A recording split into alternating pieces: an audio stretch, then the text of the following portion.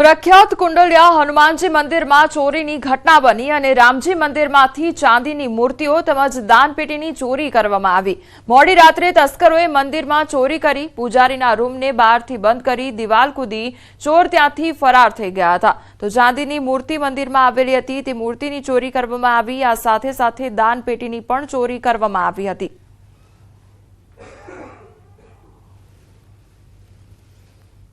रामजी मंदिर को ध्यान कर्યું तो पेटी नहोती અને હનુમાનજી પાસેની પેટી નહોતી। પછી ઓલા ભાઈ કીધેલું મંદિરમાં ચોરી થઈ ગઈ। એ પછી ઓલા બાજુ વાળા માતાનો અવાજ લગાવું એ ના ઉઠે ડિઝાઇન જો એને પણ બંધ કરી દીધેલું।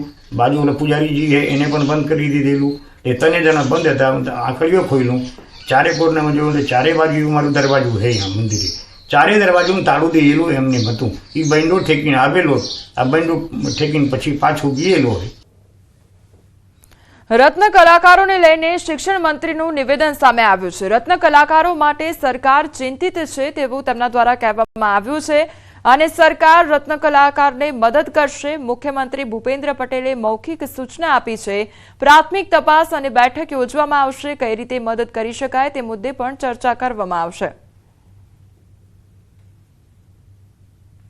રત્ન કલાકારો માટે જે અત્યારે મંદીનો માહોલ છે ને આદરણીય મુખ્યમંત્રી શ્રી એ બાબતમાં ખૂબ ગંભીરતાથી વિચારી રહ્યા છે, પરંતુ એનું આઈડેન્ટિટી કેમ કરવું, કઈ રીતે એમને આપણે હેલ્પ કરી શકાય એ બાબતનું મુખ્યમંત્રીશ્રીએ મૌખિક સૂચના અમને આપી છે। હર્ષભાઈ સર્વે કરી કઈ રીતે આપણે એમને હેલ્પ કરી શકીએ એ બાબતનું પ્રાથમિક મીટિંગ અને એમનું તપાસ કરવા માટે કે કઈ રીતે આપણે શું કરી શકીએ એ હેતુસર 3 મંત્રી અને 1 અધિકારીને સોમમંગળમાં બેસી અને શોર્ટ આઉટ કરવાની મૌખિક સૂચના આદરણીય મુખ્યમંત્રીશ્રીએ આપી। રાજ્યના અલગ અલગ ડાયમંડ એસોસિએશન દ્વારા મુખ્યમંત્રી ભૂપેન્દ્ર પટેલની રૂબરૂ મુલાકાત કરીને રત્ન કલાકારો મંદીના મુશ્કેલીના સમયમાં મદદરૂપ થવાની રજૂઆત કરવામાં આવી હતી। મુખ્યમંત્રીને રજૂઆત કર્યાના બીજા દિવસે સુરત જિલ્લા કલેક્ટર ડોક્ટર સૌરભ પારઘી દ્વારા હીરા ઉદ્યોગ સાથે જોડાયેલા અગ્રણીઓ તેમજ ડાયમંડ વર્કર યુનિયનના હોદ્દેદારો સાથે એક બેઠક કરવામાં આવી હતી। આ બેઠકમાં ડાયમંડ વર્કર યુનિયન દ્વારા રત્ન કલાકારોને પડતી તમામ મુશ્કેલી બાબતે રજૂઆત કરવામાં આવી હતી અને કઈ રીતે રત્ન કલાકારોને પડતી મુશ્કેલીઓનું નિરાકરણ લાવી શકાય તે બાબતે આ બેઠકમાં ચર્ચા કરવામાં આવી હતી। જે અમે નામો સજેસ્ટ કર્યા છે એ ઇન્ડસ્ટ્રીના લોકોને બોલાવીને ભાવ નક્કી કરી અને રત્ન કલાકારોનો ભાવ વધારવામાં આવે એવી અમે રજૂઆત કરી છે। સરકાર પોઝિટિવ છે, લાગે છે કે આ વખતે કંઈક થશે।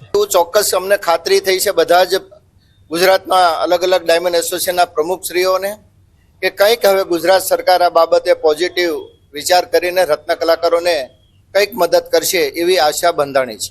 એની માટે કલેક્ટરશ્રીએ ખાતરી આપી છે કે ઇન્ડસ્ટ્રીના આગેવાનોને, સુરત ડાયમંડ એસોસિએશનને, જીજેપીસીને આગેવાનોને બોલાવીને ચર્ચા વિચારણા કરીને જે કાંઈ રિપોર્ટ તૈયાર થાય એ રિપોર્ટ રાજ્ય સરકારને સુપૃત કરશે અને રાજ્ય સરકાર આ રિપોર્ટના આધાર ઉપર રત્ન કલાકારોને ચોક્કસ મદદરૂપ થશે એવી અમને ખાતરી છે। પરિસ્થિતિ છે અને રત્ન કલાકારોને જે એમના કહેવા મુજબ એમની જે પીડાઓ છે એટલે અમને વ્યક્ત કરી છે અને એક યોગ્ય ફોરમ ઉપર જે છે